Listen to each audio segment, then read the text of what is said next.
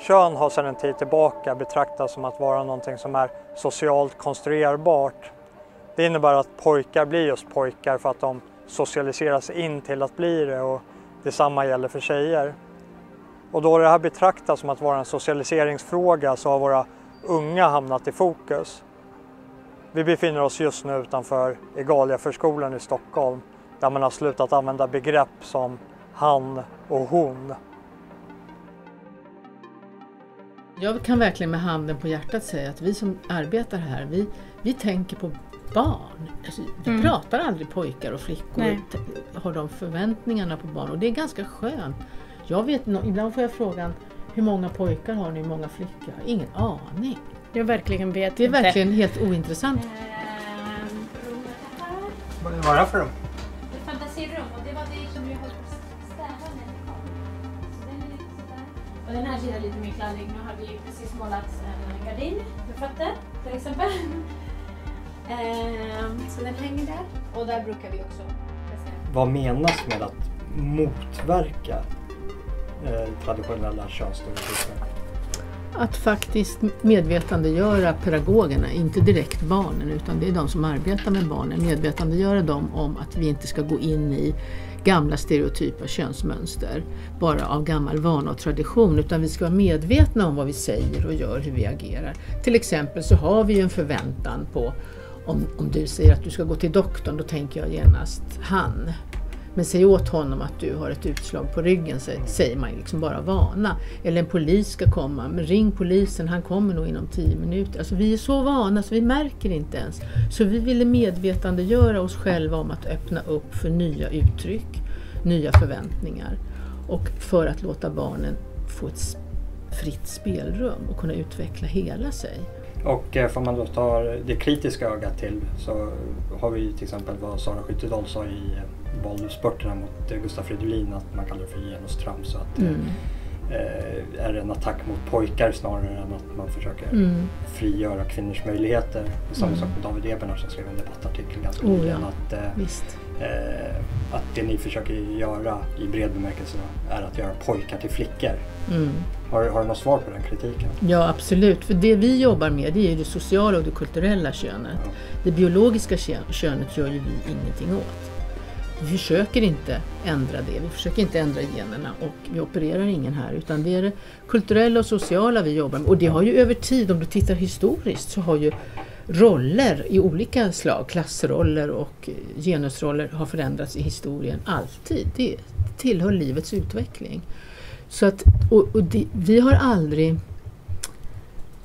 velat ändra någons kön till exempel. Vi har aldrig velat begränsa någons kön eller tillhörighet, och vi har aldrig sett att något av våra barn eller våra ungdomar har varit osäkra på vad de är. Såvida de inte har har haft förväntan att vara flicka till exempel, fast de har känt sig som pojke. Det finns ju sådana också. Har ni haft några sådana fall här på Ja, det har jag haft genom jag har ju jobbat länge. Genom alla mina år. Det har alltid funnits de som har varit tvekande. Inte för att gå in på något enskilt fall, men hur har du hanterat det som pedagog? Jag har ju alltid när jag har arbetat försökt att utgå från det barnet har som behov. Frånsett då kanske ibland vårdnadshavarnas förväntningar och önskan och samhällets. Utan försöka, för jag vet ju att det bygger en inre självkänsla om du får vara hel som människa. Om man ska börja peta på oss alla att vi ska vara på något annat sätt än det vi är och känner att vi är och vill vara, då förlorar vi i självkänsla och det leder till sjukdom och svårigheter av olika slag. Ja. Och en så här klassisk stereotypisk bild är ju att pojkar klär ut sig till prinsessor. Mm. Hur ser det ut här på er förskola? Det är så stereotypt bara liksom att tänka ens den detaljen. Det är ofta den frågan vi får pojkar ha klänning hos er? Ja, det är klart de får. Pojkar får ha klänning och byxor precis som flickor har klänning och byxor. Och det kan vi också titta på historien. Det var ju inte så himla länge sedan kvinnor i Sverige inte fick ha byxor. Idag verkar det rent löjligt. Men på den tiden var det ju, och det är inte länge sedan, det är 100 år sedan ungefär, så fick inte kvinnor ha byxor. Så vi behöver ju försätta det i sitt sammanhang och så behöver vi ju relatera det till vad det egentligen är. Men jag tror att kritikerna, de blandar ihop det biologiska och det sociala kulturella. Att det är därför de blir rädda, aggressiva och kritiska till vårt arbete. För vi menar att de som verkligen vinner på vårt arbete, det är kanske pojkarna. Alltså det kön du föds med, den sexualitet du har, det är ju inte den vi är inne och jobbar med. Det är förväntningarna på att vara människa. Och där har vi olika förväntningar och det är fördomar. Och det har vi inte bara när det gäller kön, det har vi när det gäller etnicitet till exempel. Vi är väldigt snabba i våra hjärnor att generalisera människor. Det där är romer, de funkar så, eller det där är samer, de funkar si, eller det där är fattiga, de känner så, eller det där är rullstolsburna, de känner så. Vi tror att vi vet fast vi inte vet. Och så sätter vi förväntningar på folk som de inte vill ha. Vi vill inte ha etiketter, det vill inte du ha heller, det vill inte jag ha, inte du ha. Och det är det vi jobbar med. Så egentligen bara öppnar vi upp för människor att få göra fler saker och vara fler saker. I olika sammanhang. Ibland är jag en jättestark person. Ibland är jag liten, rädd och svag. Och jag vill kunna vara både och. Och det tror jag utan att känna dig att du också vill kunna vara. Så man skulle kunna sammanfatta det med att ni vill eliminera de kulturella förväntningarna eller begränsningarna som finns på. Ja. För att öppna upp för ett vidare livsutrymme. Vi har till exempel böcker med familjer som har olika partners, olika konstellationer. Vi har böcker med barn som tycker om till exempel som tycker om saker som är lite överskridande. Pojkar som tycker om barbisar eller pojkar som har klänning. Böcker om familjen, hur man kan bilda en familj på olika sätt. Familjeboken, hur man får barn på olika sätt. Oj. Det finns många sätt att få familj. Här en familj och då finns det en ägg och en sperm. Där finns det ett sätt att få familj. Det finns också ett andra sätt att få bebisar med hjälp av sjukhuset. Så det är som en faktabok egentligen på något sätt. Just. Det är inte saga. Vi är en del av utbildningsväsendet nu och det är vi väldigt stolta och glada för det är som jag sa initialt att det är unikt i världen. För att vi ser ju också, det var ju det jag försökte säga i början, att jag jobbade i skolan men så gick jag tillbaka till förskolan för jag såg att det är med de yngsta barnen man kan göra som mest. De 6-7 åren, första åren är de absolut viktigaste som lägger grunden till hur du blir som människa. Och när börjar ni med barnen här? Vilken ålder då? 1. Ja, ni börjar från 1 års ålder upp till 6 års ålder. Eller när de börjar i skolan. 5 ibland, 6. Ja.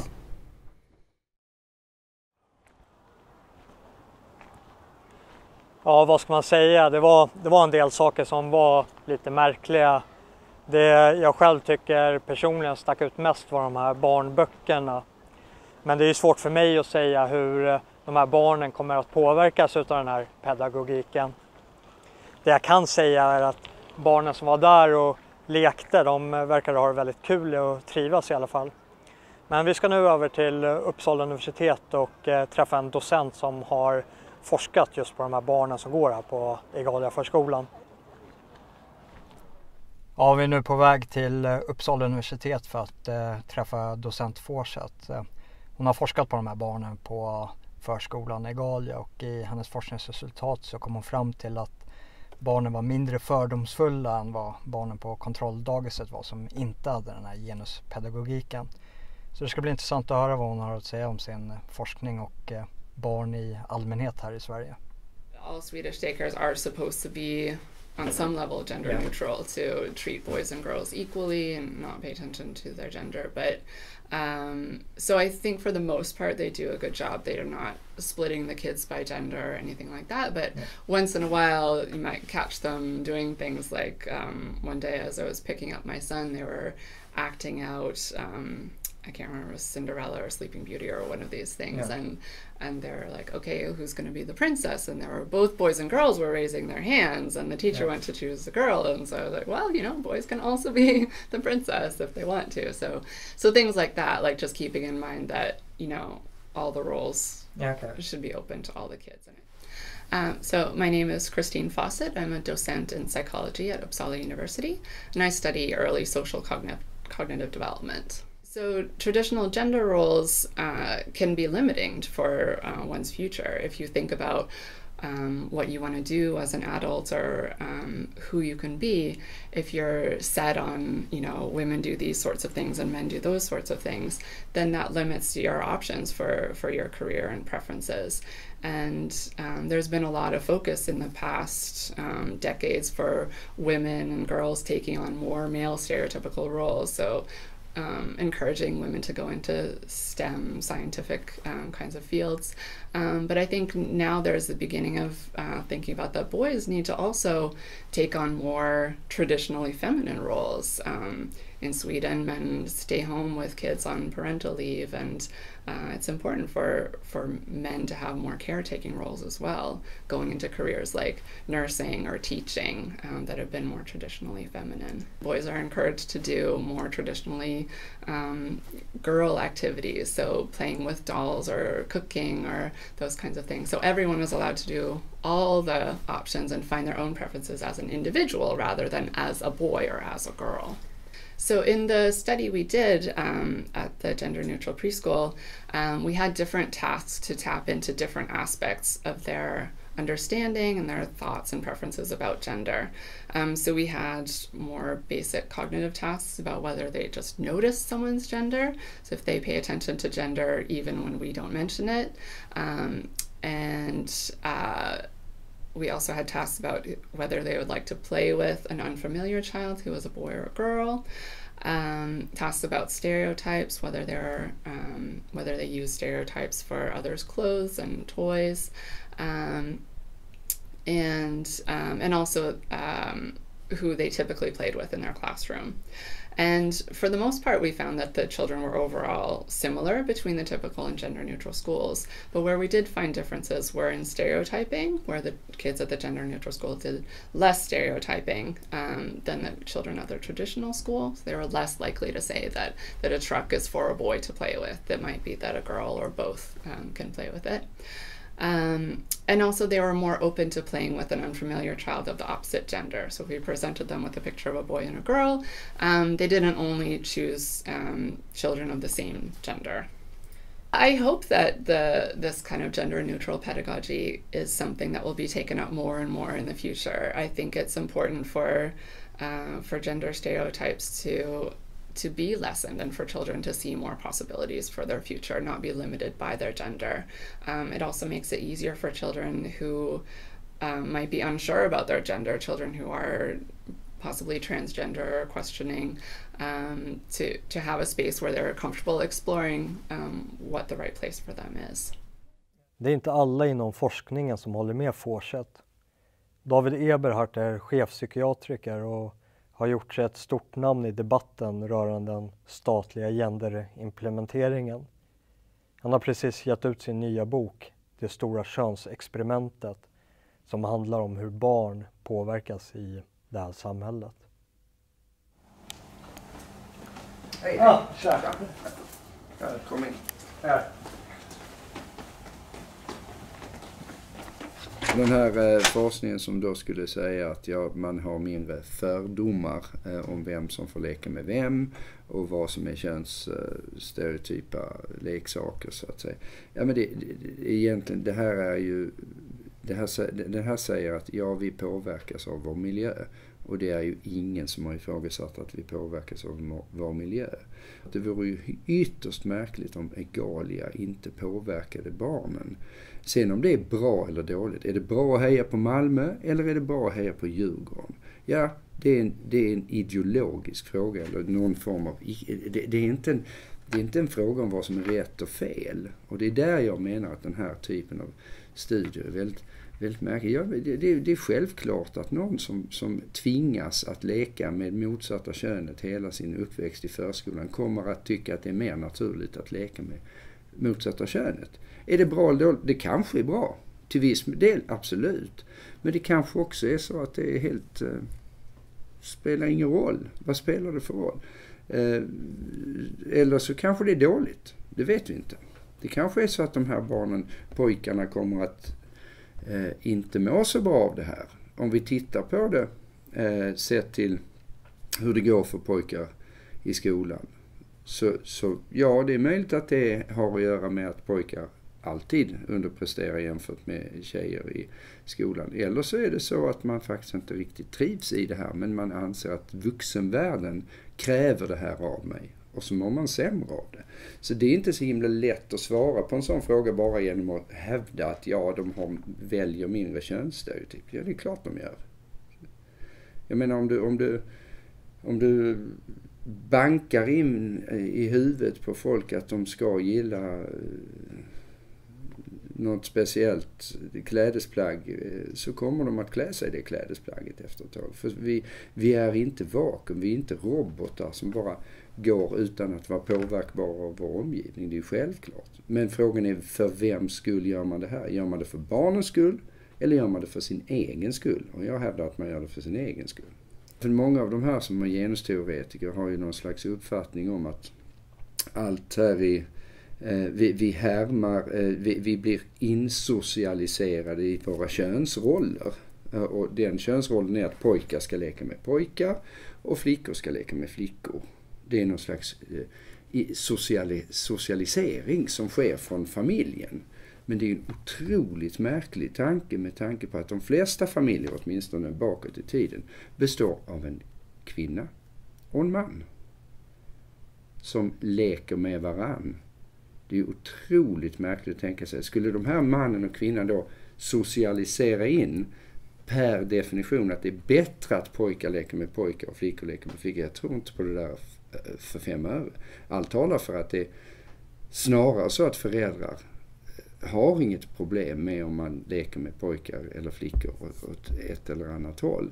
Utan det är pojkarna själva som väljer att leka med pojkar. Och flickorna själva som väljer att leka med flickor. Och jag kan inte säga att det är ett problem.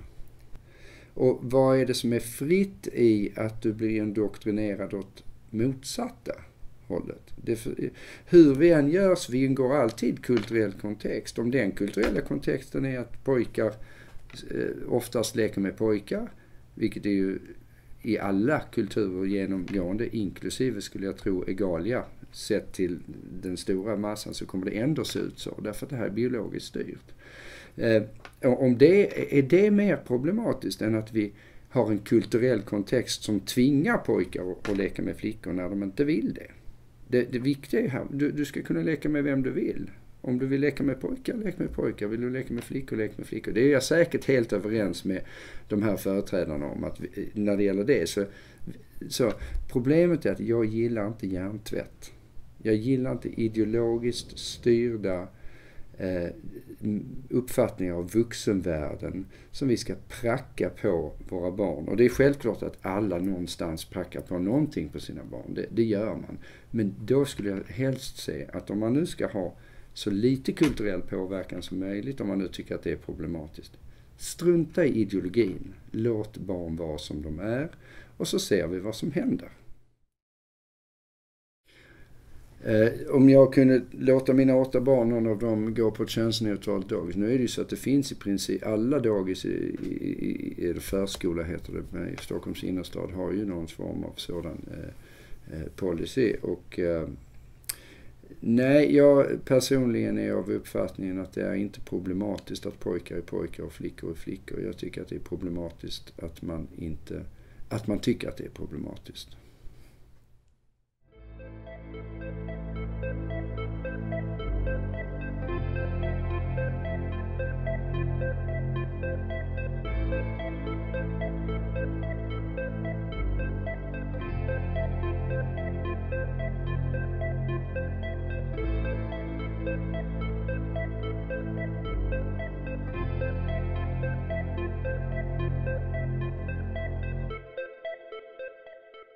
Något som både Eberhardt och Forseth påpekat var att alla förskolor idag har mer eller mindre ett genusperspektiv till barnen. Och det kanske låter bra på ytan att barn är individer som inte ska begränsas av kulturella förväntningar där en tjej eller killes val i livet inte ska avgöras av det här traditionella könsmönstren.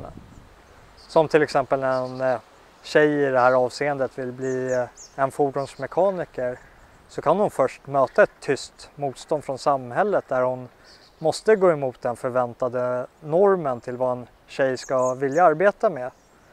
Och sen om hon tar sig igenom den barriären så måste hon också överkomma den maskulina jargongen som finns inom den otroligt mansdominerade yrkesrollen.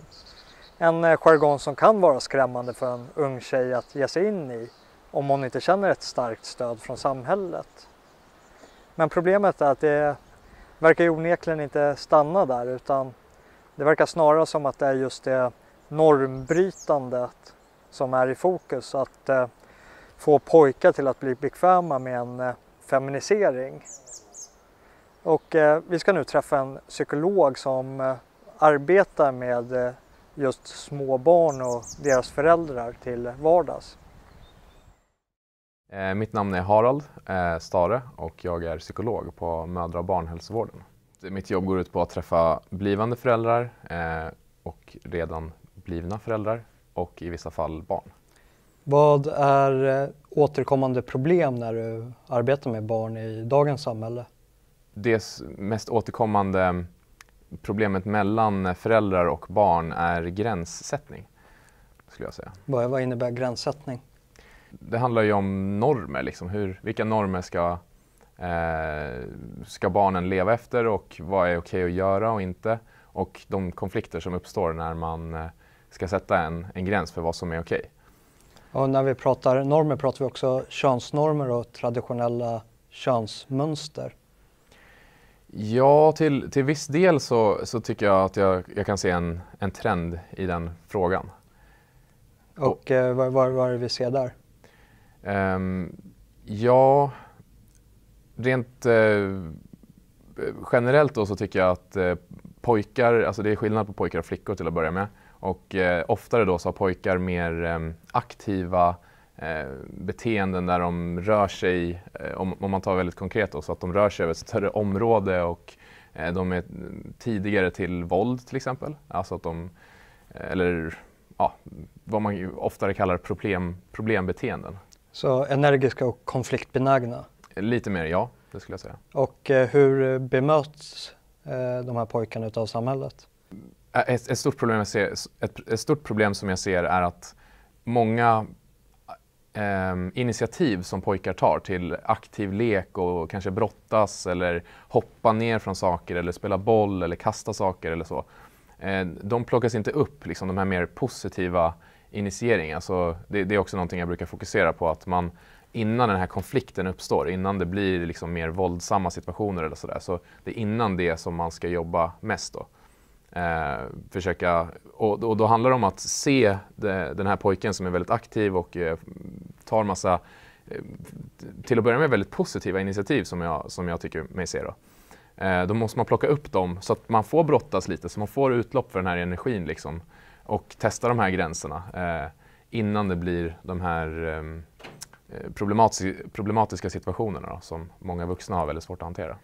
Och när vi pratar om förskolan, kan förskolepersonal tänka på för att inte problematisera vad som skulle kunna kategoriseras som klassiskt pojkaktigt beteende? Precis, det är att tillfredsställa de klassiskt pojkaktiga behoven helt enkelt. Och det handlar om att få vara mer fysisk och få testa fysiska gränser och jag menar kanske brottas eller den typen av saker. Är det en sund miljö för det är en massa små barn på förskolan som håller på att bråka med varandra? Ja, precis. Skillnaden mellan att liksom gå över den här gränsen och liksom vad är okynnesbråk och vad är liksom utvecklande brottning eller så, den gränsen är väldigt, väldigt fin. Så, och där behöver man, och det är därför min rekommendation är att barnen ska vara med föräldrarna väldigt mycket. För man behöver vuxna som är med och reglerar precis var gränserna går liksom. Som barn utvecklas man mest om man får testa gränserna lite precis på gränsen. Liksom. Se, kliva över lite, där klev du över, där behöver vi backa lite. Så där hårt får du inte brottas liksom, eller slåss. Men det här är okej. Liksom. Om du gör på det här viset så kan vi acceptera det. Men här går gränsen. Liksom. Och då behöver man vara närvarande med sin kropp ofta, rent fysiskt. Liksom. När vi var på Igalia-förskolan och pratade med personalen där, en sak som personalen lyfte upp, hon hade arbetat även på andra förskolor, och i hennes egen iakttagelse var att även om pojkarna på Igalia-förskolan bråkar mycket mindre än vad pojkarna gjorde på den mer traditionella förskolan som hon hade arbetat på tidigare. Är inte det en bra utveckling, ett bra resultat? Nej, det skulle jag inte säga. Det enda som jag ur mitt perspektiv ser då är att pojkarna inte lär sig konfliktlösning och att ta de här konflikterna. Hur blir det när det blir fysisk konflikt? Jo, det går till den här gränsen, men sen lär man sig hur man deeskalerar en sån konflikt. Alltså man kan säga att lugnet nu på förskolan i Igalia kommer att riskera en dålig konflikthantering för de här pojkarna i framtiden när de ställs inför olika former av konflikt. Det tror jag. I början av en människas utveckling eller i barnets utveckling så har väldigt många känslor fysiska uttryck. Man kanske lever ut sin ilska mer, liksom, vad ska man säga, inte flamsigt men med sin kropp helt enkelt. Och man lever ut andra känslor lite mer med sin kropp. Och en del i att ta kontroll lite mer på sina känslor och lära sig reglera dem och sådär, det är att man får lite hjälp fysiskt, liksom. Att man möter andra i det faktiska rummet, liksom. Att man bufflas lite med någon när man är arg och så lär man sig att nej, liksom, det här går gränsen för det och så. Så man lär sig hur hårt man kan ta i också och sådär. Så man grinar nu så man slipper grina sen? Precis, så kan man säga. Och när det kommer till förskolor som kanske inte använder könsnormativa uttryck som att men vi kategoriserar inte barnen utifrån pojke eller flicka, utan här är alla barn, och tilltalar vi någon enskild så använder vi förnamnet, annars så kallar vi dem bara barn. Pojkar och flickor är olika. Nu är de kanske mest lika varandra när de är barn, om man jämför med senare. Men skillnaderna kommer bli större och större, och jag hävdar att det är bra att få lite koll på vad det innebär att vara pojke eller flicka redan tidigt, liksom, så man är med på olika saker som kan förväntas av en eller liknande.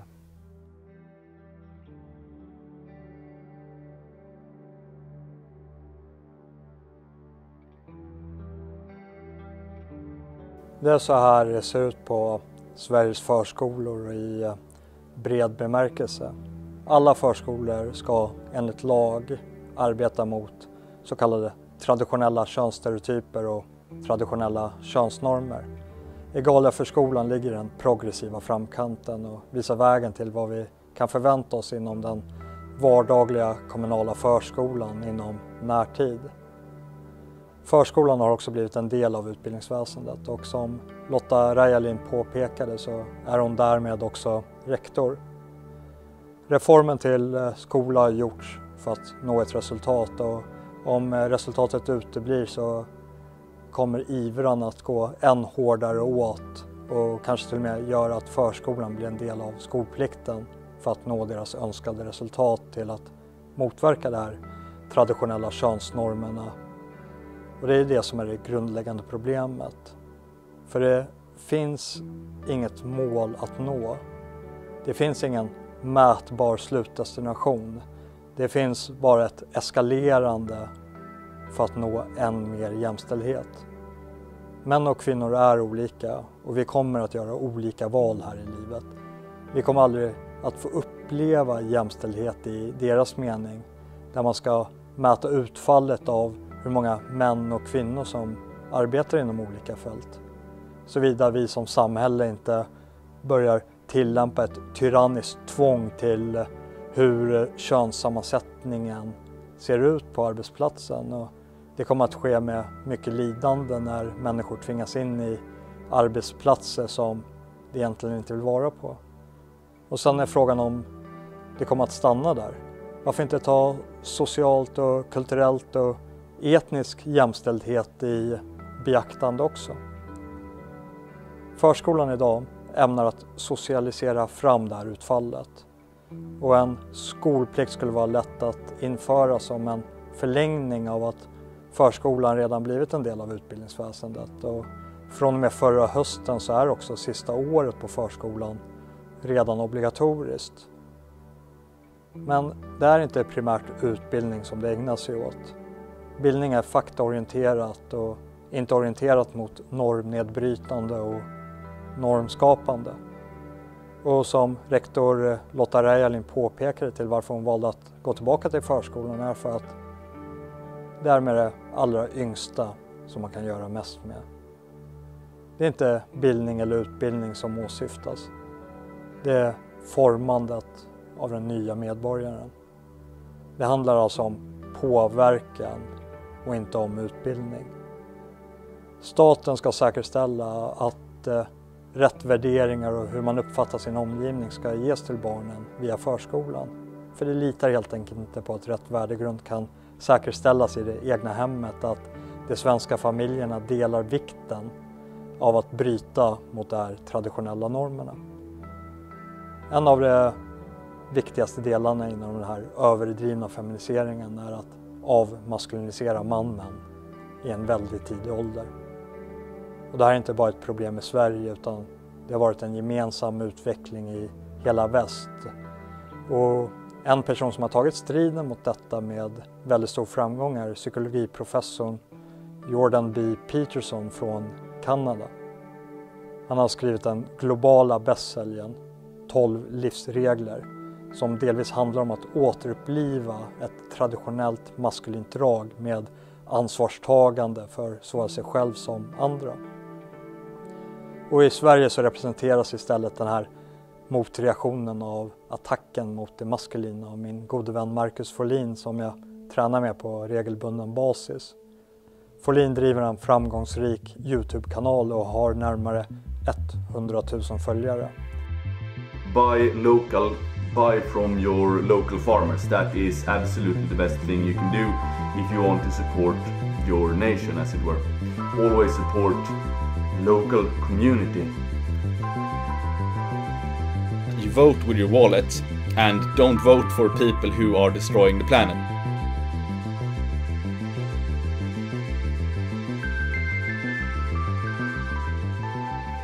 Det är träning och livsstil med fokus på en förlorad maskulinitet i ett feminiserat samhälle. Vi ska höra med honom varför han tror att han har fått ett så stort genomslag bland just unga män. Hur kommer det sig att så många unga män söker sig till dig? Först och främst så handlar det mest om träning. Min kanal till en början var mer inriktad på styrketräning, blev lite mer kampsport, blev lite sport i allmänhet, men ja, fokus på styrka, kroppsbyggning etc. Många unga killar är såklart, som unga män alltid har varit intresserade av sådana saker. Maskulina saker som våld och styrka i princip. Våld som i kampsport eller vad det nu kan vara. Sen efter det så har det blivit lite mera filosofi, lite mera politik, aktuella ämnen, allting sånt. Försöker träffa ganska brett så jag kan fånga in unga män och sen kanske ge dem lite positiv vägledning till att dels göra saker som att träna, äta väl och sen att ge dem vägledning i att inte göra vissa andra saker som till exempel kolla på porr, snusa, röka, dricka alkohol, ta droger etc. Så det finns ett livsstilsmoment i det du gör. Exakt. Så det jag kallar det ärorika pillret eller the glorious pill på engelska, det är helt enkelt att man påbörjar sin resa och kanske man är en 17-årig kille som upptäcker min kanal tar det ärorika pillret och det innebär då att han kanske börjar läsa, börjar ta hand om sig själv, studerar hårdare i skolan, undviker mycket annat i dåliga saker helt enkelt som samhället erbjuder. Och det kan ju som sagt vara allt från droger till att vara svag. Så det blir klassiska värden i en modern värld. Ser du att det finns ett vakuum i det vardagliga samhället, att män inte kan få utlopp utav det här i vardagliga livet? I mångt och mycket ja, speciellt i Sverige skulle jag säga. Det finns ju på andra orter eller andra länder, speciellt i Östeuropa, där har de en liten annan kultur fortfarande. Men i väst, speciellt i Sverige, saker och ting är ganska feminiserade. Det finns inte så mycket manliga rollmodeller som pratar om klassiska, tidslösa, maskulina värden som att ta ansvar först och främst. Ta hand om sig själv för att kunna ta hand om andra. Så det finns ett vakuum i samhället, speciellt för unga killar som fortfarande går i högstadiet eller i gymnasiet. Och där i sig är en helig plikt, om man så kan säga, att komma in och ge dem lite vägledning. För det de får från skolan nu, det är att de ska vara snälla och mjuka. Och det är ingenting fel att vara snäll och mjuk, men man måste också kunna vara stark för att vara snäll. För annars är det bara att man är undergiven. Och varför tror du att vi ser den här feminiseringen utav unga män i Sverige idag? Dels popkulturen, eller populärkulturen samt skolan. Nu var det ett tag sedan jag gick i gymnasiet, cirka 10 år sedan. Men det var ganska dåligt då, det är värre nu med feminiseringsprocessen. Och dessutom har traditionellt maskulina värderingar blivit demoniserade över en ganska lång tid. Kanske ända sedan kulturmarxisterna, deras långa marsch genom institutionerna, så 40-50 år någonting. Vad ligger faran i den här avmaskuliniseringen utav den yngre generationen män? En konsekvens av den här feminiseringen av unga män är att det blir en klyfta mellan män och kvinnor. Evolutionärt sett så är kvinnor skapta att finna män attraktiva med maskulina värden. Om inte de här männen finns för att de har blivit feminiserade så kommer inte kvinnor heller vara attraherade av dem. Och det kommer då skapa trasiga familjer, skilsmässor, dåliga uppväxter för barn till slutändan. Så därför behöver vi bra män, bra kvinnor, bra familjer. Familjen är det som bygger en nation och en civilisation. Så därför är det viktigt att det funkar inte bara med att bara ha mammor som tar hand om allting. Fäder måste finnas och fäder har en plats i nationen, i familjen, som inte kan ersättas med antingen mammor eller en feminiserad man. I Danmark säger man alltid en spade, men här har man ju låtit ner de extrema grupperna, kulturvänstern 68 och framåt, man byggde upp media. Det var liksom bara galnare och galnare. En förlorad maskulinitet påverkar såklart inte bara män utan även relationen och samspelet mellan könen. Lennart Mattikainen är relationscoach och en gammal TV4-profil. Och är det någon som förklarar hur den här könsförvirringen påverkar oss så är det just han. Ja, men jag tror generellt att när det handlar om barn så ska de få acceptera att de är födda som pojkar och flickor. Men samtidigt är det ju också att både kunna lära barnen det unika med könet, men också lära barnen hur man bygger broar emellan och vilken synergi och utvecklingsmöjligheter ska kunna vara. För nu försöker man ju mer att göra killarna till tjejer och att det blir fult att vara pojke. Och när jag avlyssnat samtal, speciellt på lekplats i Södermalm, så hör jag hur mammor väldigt ofta talar om för sina pojkar att du får inte ta så mycket plats nu måste du ge din syster mycket mer plats. Så att man redan där försöker trycka ner. Så att vi måste ju visa att vi är jämställda eller lika värda som människor. Men vi måste också acceptera könen och den styrka det kan bli i utveckling när vi får behålla våra könsidentiteter. Och vad blir effekten av ett samhälle där man försöker fostra pojkarna som flickor? Ja, det kommer ju bli den här utvecklingen att eftersom jag vet att flickor när de blir äldre också vill ha den här maskulina mannen som uppvaktar dem och som kan lyfta dem, där de kan känna sig trygga, där han kan försvara flocken. För det har man någonstans i historiskt att kvinnan har ju rent fysiskt inte den kapaciteten om man inte går en massa självförsvarskurser förstås. Men effekten blir ju någonstans att kvinnorna ändå kommer söka sig bort från de män. De har i början trott att det här kommer att bli perfekt när vi är liksom likadana. Men det kommer aldrig att funka för vi söker omedvetet hela tiden att få nästan mothugg så att vi kan skapa synergi. Och där ger vi också en utveckling så att vi förstör hela utvecklingspotentialen. Och just det här att man har nästan lärt in, alltså det finns väldigt mycket diskussioner om den vita mannen. Den vita mannen blir väldigt negativ i de här feministernas fokus. Att han är nästan på något vis mindre värd eller farlig och han ska tryckas ner. Men vad har man då utöver den vita mannen? Ja, då ska man söka någonting annat. Men vad är det för någonting? Så det är självklart att man fullkomligt hamnar vilse i vad jag ska söka och vad en relation handlar om. Och då blir man väldigt ensam till slut. I din mening, varför tror du att vi har hamnat på den här vägen som vi har nu med en extrem feministisk genderimplementerande politik som ska genomsyra hela samhället? Det är extrema krafter, framförallt från vänstern, har ju fått styra media och vad som ska synas och höras. Och i dess spår så har det blivit den här dårhuseffekten, det vill säga att man då skapar snedvridna bilder av allting. Alltså det finns ju ingen sund förnuft. Alla ska likformas in i en låda och det här har ju pågått väldigt, väldigt länge. Så att vi har inte tillåtit den här unika människan att få utvecklas och jag tror att det blir väldigt, väldigt enkelt att styra människor som är väldigt osäkra och som har liksom formats in i konstiga modeller. Och ju mer vilsen du är, desto mer lättstyrd blir du ju. Så att därför har man ju lyckats förvrida människor väldigt, väldigt väl, för då är man också en nyttig idiot åt de här krafterna. Från officiellt håll, från Egalia-förskolan, så säger de sig att arbeta med individer. Och det enda de vill göra är att avlägsna kulturella begränsningar. Alltså den sociala förväntan över hur en kvinna respektive, eller flicka respektive en pojke ska bete sig. Utan att det är upp till individen hur den ska bete sig. Ja. Det låter ju ganska rimligt. Men varför blir utfallet så här istället? Ja, för jag tror att man går egentligen bara halvvägs i det hela. För självklart ska vi få vara unika människor. Men fortfarande är det så att vi inte på något vis lär oss också att bli starka individer. Utan vi mjuknar, vi har inte tillräckligt mycket ramar. Och det är väldigt mycket extern inlärning som gör också att jag får ju betyg om jag svarar rätt. Så det blir ändå en osäkerhet i att jag får vara unik individ.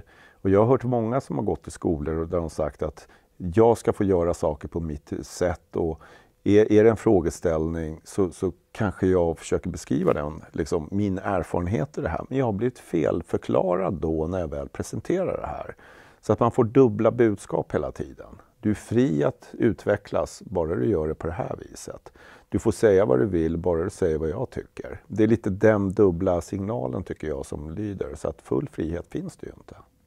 När vi var där på Egalia-dagiset, de har ju gallrat ut de här traditionella barnböckerna. Ja. Och så har de lagt in nya böcker där vi har titlar till exempel som Kalle med klänningen.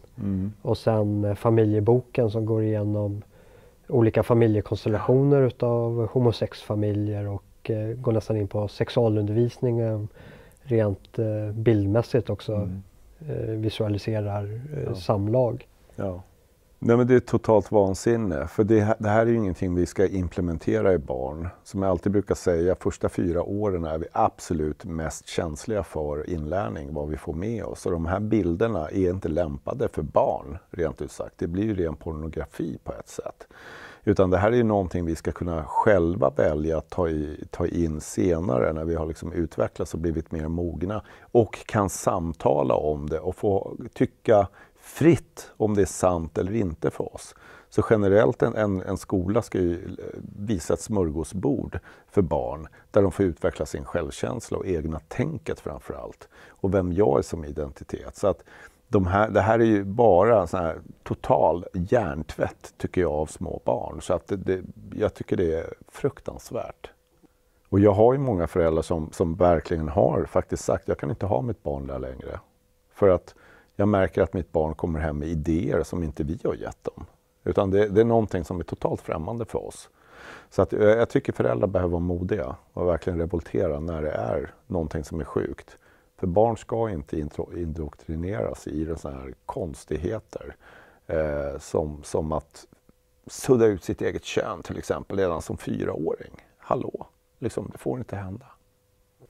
Och när vi ser att vi har så här könlösa dagis likt Egalia, ligger det till grund för att när de växer upp och tror att kön inte existerar, över att de inte riktigt synkar med varandra? Ja, definitivt. För att det här är det farligaste experiment man kan göra. För rent psykologiskt så är ju barn absolut mest mottagliga de första 4 åren. Och det du lägger in där, det kommer också grunda hur de beter sig framåt. Och det här gör också att man bokstavligt talat slår undan benen på barnen vad det gäller deras egen identitet. Och just det här att neutralisera alltihopa gör också att det blir likställt, vilket gör att det inte skapar synergi och det är inte en chans för utveckling par emellan och i relationstänk, utan det kommer att bli som en gyttjepöl till slut. Och vart ser du de svenska relationerna mellan man och kvinna ifall du kollar in i horoskopet fram i tiden för att ta ett 10-årsperspektiv? Jag hoppas ju att vi ska se igenom de här snedvridna feministiska genusträskpedagogiken som flödar igenom. För jag vill ändå tro att majoriteten av svenska folket tycker att det är trams. Jag vill tro det. Men jag tror också att människor kan bli lurade för att de här rösterna är så starka. Media publicerar och man pratar så mycket om det och man kan implementera det i skolan också.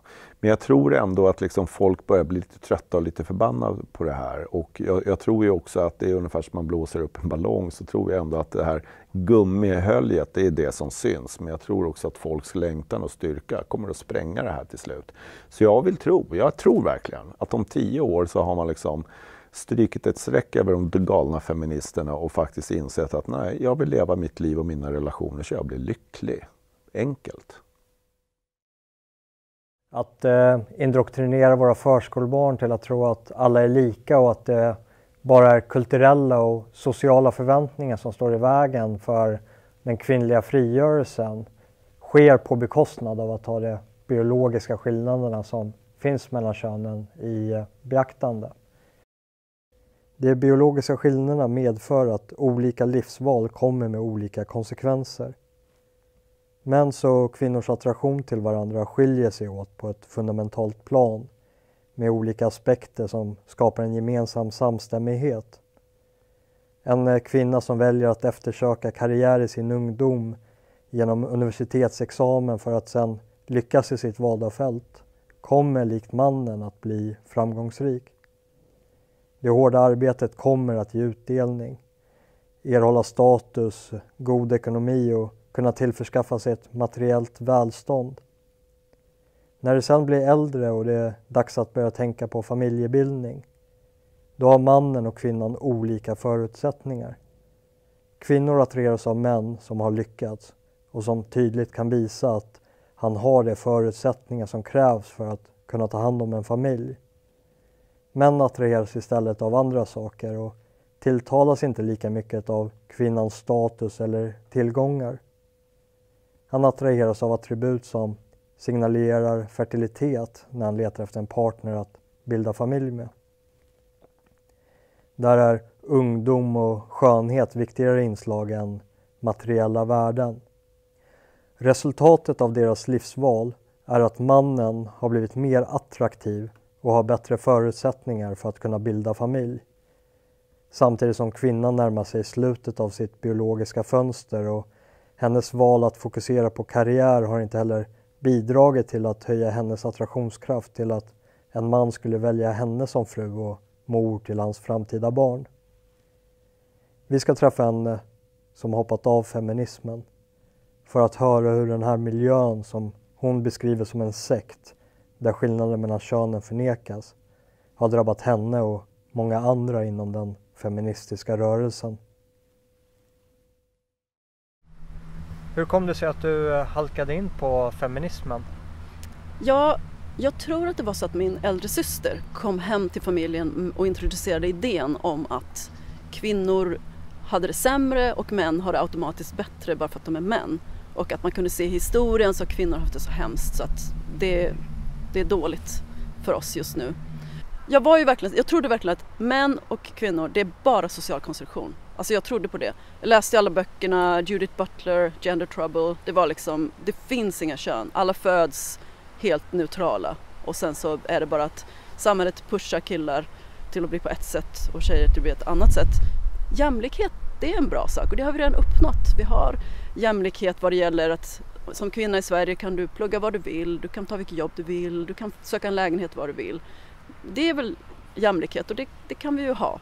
Svenska kvinnor har alltid varit starka, liksom vi har kommit långt. Men feminismen, det går alldeles för långt. Det är en extrem version av jämlikhet som bara är helt irrationell och farlig. Om du skulle kunna ge några råd till den yngre generationen av tjejer som är på väg in i den här banan, vad skulle du säga till dem? Det måste vara jättesvårt idag att vara ung för att den här extrema feminismen är så utpräglad. Men jag skulle säga skaffa en långvarig, varaktig relation och hur du gör det. Och försök skaffa barn innan du är 25. Sen kan du alltid plugga senare. Du kan ju få en universitetsutbildning ända upp till du är 55. Det är ju ingen brådska med det. Men det är brådska med att skaffa barn. Många av mina vänner kunde inte sen få barn när de försökte. Så att infertilitet är väldigt vanligt. Och det är en fruktansvärd sorg, en stor bitterhet. Det är någonting som du aldrig kan komma tillbaks på. Satsa på det, tänk igenom. Vill du ha barn, skaffa det nu. Och att det är inte negativt att skaffa barn, det är positivt. För det sa de till oss också, att skaffar du barn då är ditt liv slut. Men det är inte så, tvärtom. Det är en otrolig glädje och lycka som jag ser andra ha som har barn. Och gå inte miste om den. Låt inte den här propagandan stoppa dig från att skaffa familj. Ett samhälle som indoktrinerar sina medborgare baserat på önsketänkande kommer att komma med sina konsekvenser. Vi ger svar på hur vi ska leva och hur vi ska förhålla oss till varandra, och om det här tas för långt så riskerar många människoöden att sluta i enskilda tragedier. Efter att ha gjort den här dokumentären där vi har låtit olika sidor komma till tals, alltifrån det praktiska utförandet till dess samhällseffekter, så kan jag bara konstatera att ett kritiskt förhållningssätt är att föredra.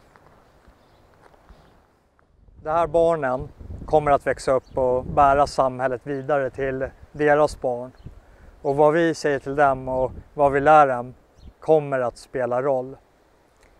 Så jag vill avslutningsvis bara uppmana föräldrar att ta vad som diskuteras i programmet i beaktande. Att ta en aktiv del i era barns liv även när ni lämnar iväg den för dagen till förskolan eller skolan. Att ni tar ett ansvar för den miljö som era barn är tvungna att befinna sig i. Och våga prata med era barns förskolepedagoger och lärare. För det är era barn och deras välmående som det i slutändan handlar om. Tack för oss från Palestra Media och vi syns till nästa dokumentär.